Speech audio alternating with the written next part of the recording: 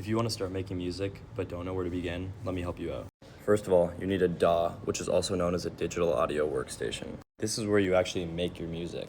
There are a few different ones that most people use. I personally use Ableton, but other people use Logic or FL Studio are the main ones, and if you're weird, you can use GarageBand, I guess, but I don't know how well that would work. Next, something super crucial when you're first beginning is Splice. Literally any sound you could think of, Splice has it. For example here, typed in drums comes up with over 1 million different samples that you can filter based on genre, key, or BPM. And these are just some examples here. This is a kick.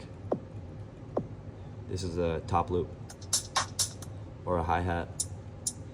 So you can throw these into your song to add some variety and kind of just build your songs off of it. When you're first starting, it can be really hard to come up with your own drums or to make your own bass line, so using Splice as a resource is pretty important. Next, if you're willing to spend some money, I think it's about $150, Serum is super important.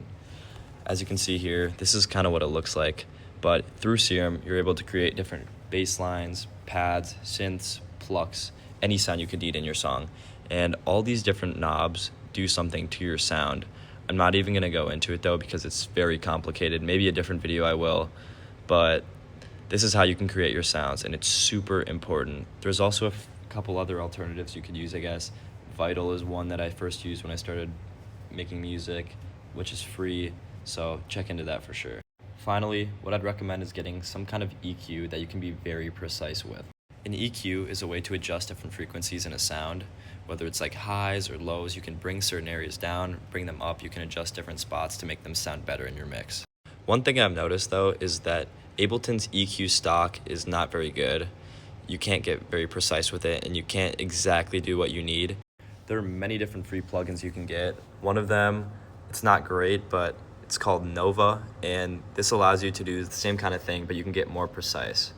The EQ I currently have though is called Pro Q4 by FabFilter. This is a very precise EQ, but it's also really expensive, so I'd recommend waiting until you get further into your music production before you think about getting something like this, but it is very helpful. At the end of the day, these plugins don't really matter. What matters is your skill.